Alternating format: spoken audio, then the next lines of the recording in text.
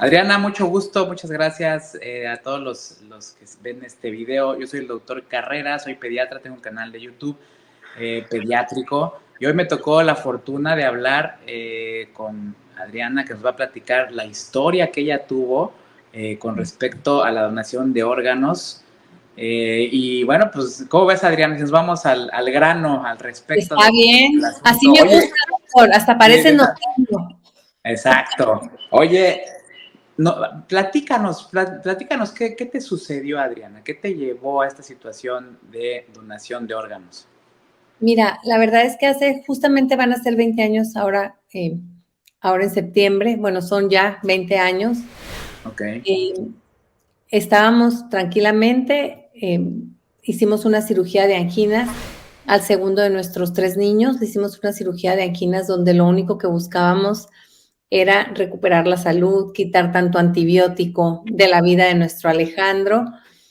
Y desafortunadamente, Alejandro tuvo por ahí un sangrado muy fuerte. De hecho, tú debes de saber que cuando se hacen las cirugías de anginas, en las letras chiquitas dice, lo único que no puede pasar es que haya un sangrado abundante. Si pasa eso, corre urgencias.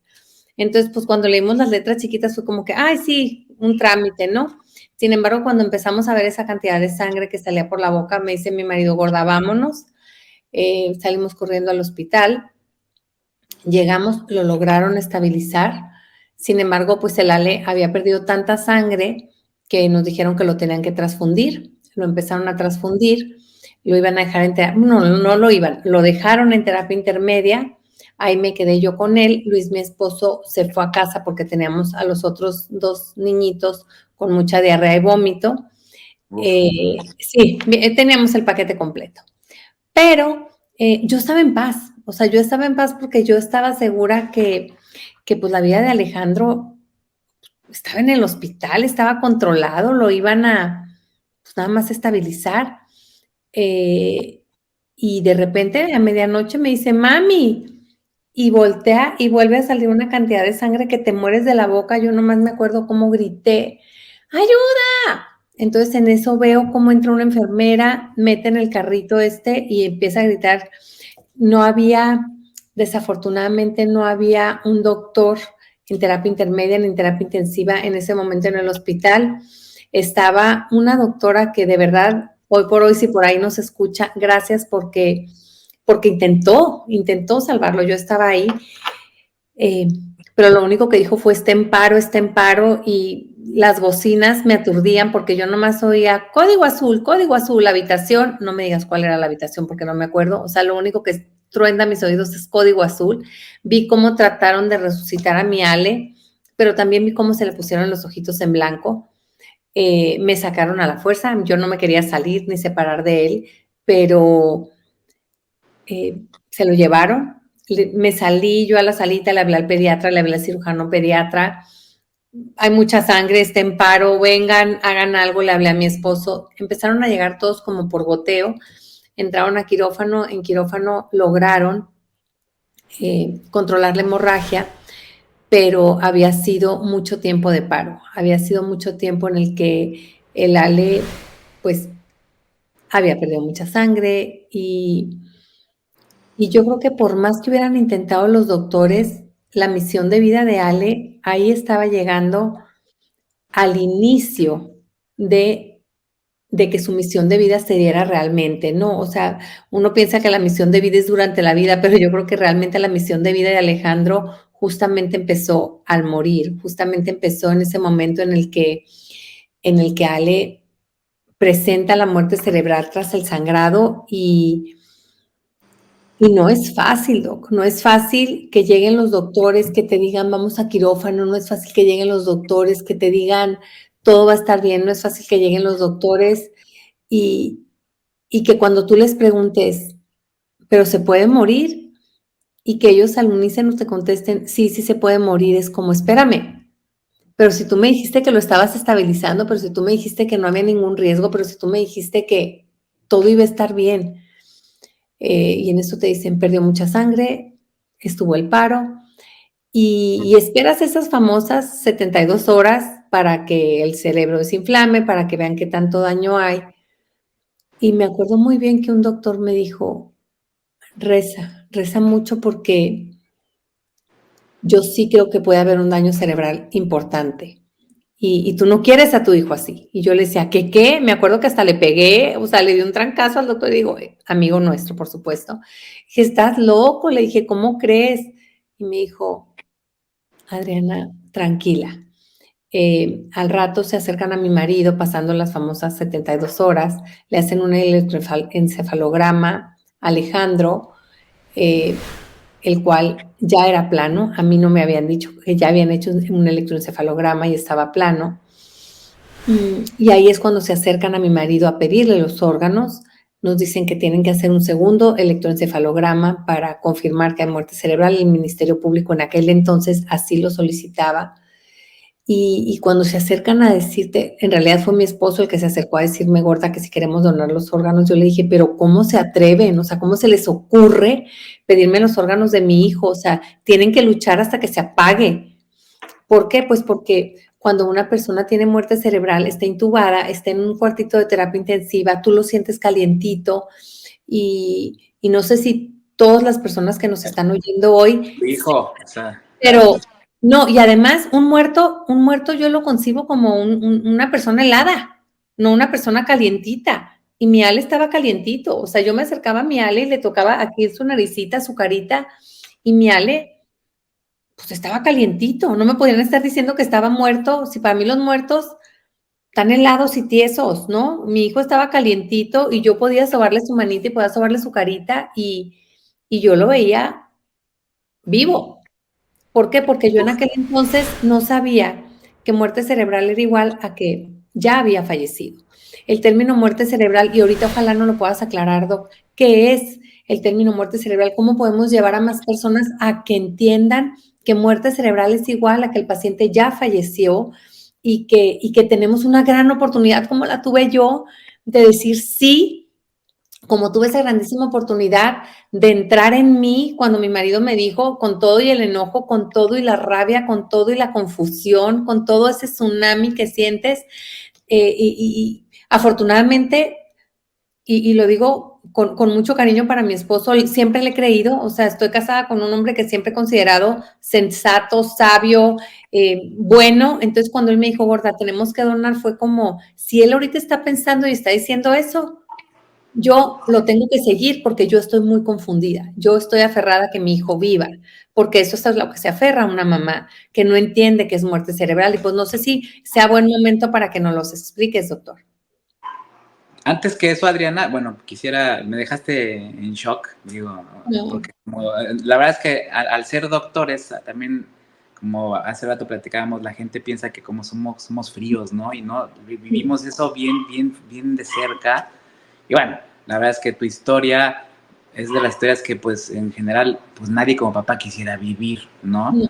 Te tocó vivirla y me gustaría que nos platicaras en este día de la donación de órganos, ¿qué fue lo que te llevó a tomar la decisión final de sí donar los órganos de tu pequeño? O sea, ¿qué te llevó a eso? ¿Qué te impulsó? Porque debe ser un shock, o sea, y sobre todo cuando no tienes información previa de lo que es la muerte cerebral, el trasplante de órganos, la donación de órganos, todo eso, porque imagino que no lo tenías. En el momento, ¿qué fue lo que No. dijiste? Bueno, va. Fíjate que fue muy curioso porque yo dije, pues si quieren eso, adelante, pero yo no voy a hacer nada. Entonces estaba ahí el Ministerio Público y dice, señora, pero es que ocupamos papeles. Pues por mí, háganle como quieran. Yo no voy a hacer nada. Lo No único que les pasa dije es, nada. ¿cuánto tiempo toma? ¿Cuánto tiempo toma? ¿En cuánto tiempo me puedo llevar a mi niño a enterrar? O sea, yo lo que ya quería es bien curioso, pero lo que yo ya quería era que se me quitara el olor a sangre que tenía aquí en la nariz. O sea, era un olor penetrante a sangre, a hospital, a eso que huele en los hospitales que de repente dices, ah, yo ya quería dejar de oler eso. Entonces me acuerdo que me dijeron, pues son unas horas, tenemos que confirmar con un segundo encefalograma. El niño entra a quirófano a las 9 de la noche para extraer órganos y ahí afortunadamente tuve la suerte gigante de que mi mamá dijo, mijita, no te apures, yo voy a la casa por los papeles. Tuve la suerte de que Ricardo, mi hermano más pequeño, dijera, no te preocupes, hermana, yo me voy a quedar con el morro. hasta que esto acabe, yo me quedo aquí, tú vete a avisar a los otros hermanos, y así lo hicimos. Mi esposo y yo nos fuimos a avisarle al hermano mayor, Luis, y al hermano menor, Diego, de lo que estaba pasando, que eso es muy complicado también, el avisarle a los hermanos de la muerte cerebral y de que ya no va a ir a Disney con ellos como era el plan, y incluso deshacer la maleta que ya tenían hecha juntos porque pues chin, él ya no va a ir a Disney. Ya párale, hombre. No, pero es que es la No verdad. vas a estar aquí, No, pero es que es la verdad, esa es la Sí, realidad. claro, esa es la realidad. Al final es la realidad. Pero también quiero que entendamos algo. Sí. También viví algo bien bonito. Estando en la funeraria, ya que Ricardo me habló, me dijo, hermana, ya vamos camino a la funeraria, vete yendo.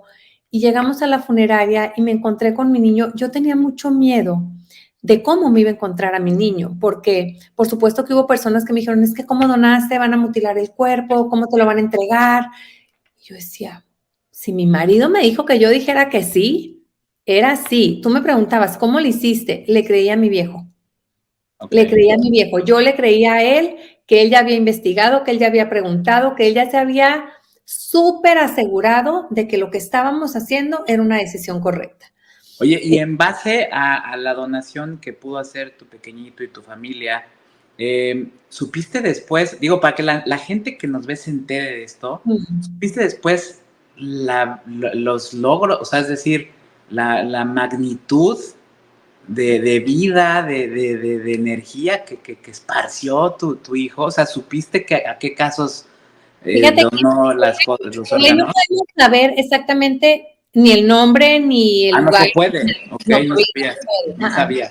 Ok. pero fue algo muy bonito porque, como te digo, en la funeraria llegando me hablan y me dice mi pediatra, me dice, Adri, nomás te hablo para decirte que tienes 6 nuevos hijos, ya se hicieron los trasplantes. Entonces ahí Wow. Oh, fue, qué buena onda. me empecé a reír y la Luz y mi hermana me decía, te estás volviendo loca, o sea, no, ahí está tu hijo en la caja. Mi hijo estaba perfecto, ¿eh? Tenía un micropor desde aquí hasta el ombliguito, punto, y tenía 2 parches en sus ojos, no había más. El cuerpo de mi hijo fue tratado con dignidad, el cuerpo de mi hijo fue tratado con cariño y con respeto para que sus órganos se pudieran tomar. Y sé que una chiquita de 4 años recibió su corazón y que 2 chavitos, un niño y una niña de 14 y 13 años, recibieron su riñón. Y mucha gente me pregunta, ¿pero cómo un niño de 3 le donó a uno de 3 y 14? Las personas que tienen insuficiencia renal batallan en crecer, tú lo sabes bien, y es mucho por peso el que se dé ese trasplante de órgano.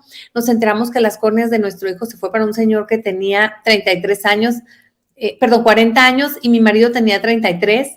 Entonces me dice, ya el morro es más grande que yo. Entonces empiezas a vivir esos pequeños milagros por los cuales tú rezas. O sea, nosotros en el hospital rezábamos por un milagro de vida y el milagro se dio, pero no nomás se dio uno, se dieron 6. No nos tocó a nosotros un milagro, no nos tocó en que nuestro hijo siguiera vivo, pues no.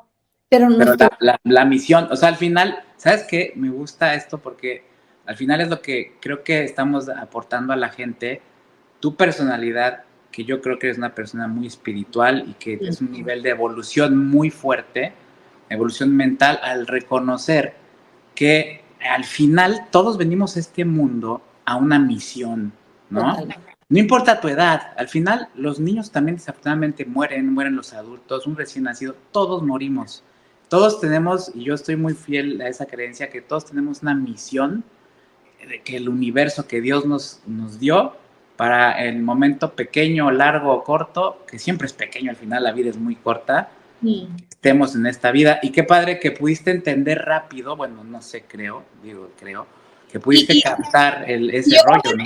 Y cada año entiendes un poquito más y de repente retrocedes, ¿eh? Porque sí, también, por supuesto, de repente frustraciones cuando se frenan los trasplantes. Pandemia para nosotros fue una cosa tremenda porque tú sabes que se frenaron muchísimo los trasplantes. Teníamos pacientes que ya estaban listos para ser operados al día siguiente con su donador vivo relacionado y nos decían los doctores, es que no podemos entrar a quirófano, o sea, los vamos a inmunosuprimir, no se puede trasplantar ahorita porque el bicho aquí anda, o sea, nos los va a matar la inmunosupresión junto con pero ¿cómo? O sea, y hay mucho aprendizaje siempre, y yo creo que los seres humanos tenemos que ver eso, el aprendizaje de cada una de las situaciones que nos tocan vivir. Y cuando tú dices que sí a la donación de órganos, cuando tú dices que sí a la vida, también estás diciendo que sí a la trascendencia de ese ser querido. Y otra cosa bien importante, doctor, tú cuando dices que sí, te estás consolando a ti mismo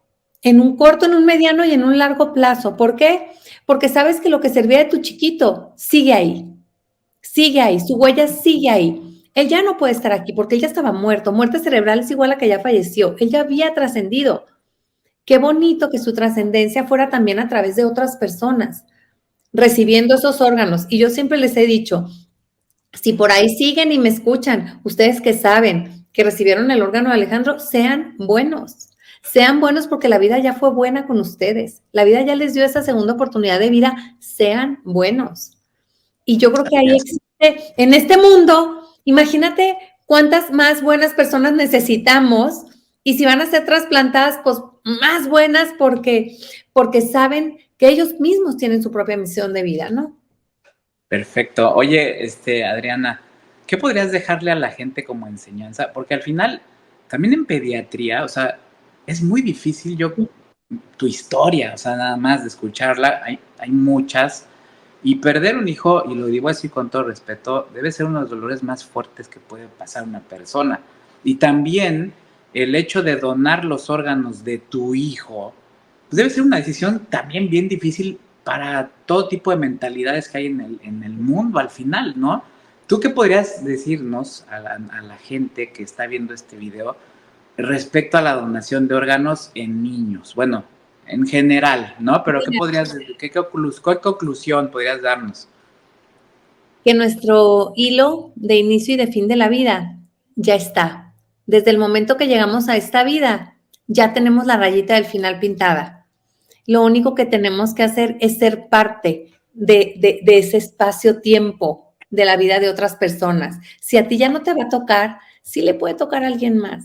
Y me imagino muchísimo a Ale diciendo, claro, mi mamá dijo que sí, claro. O sea, sí está triste mi mamá, pero mi mamá también entiende que necesitamos un milagro y el milagro no es para mí. El milagro es para Juan, para Pedro, para María, para Yolanda, que van a recibir esos órganos. Y tenemos que entender la vida así. No nos podemos pelear con el dolor, no nos podemos pelear con la vida, no nos podemos pelear con el tiempo que nos toca vivir.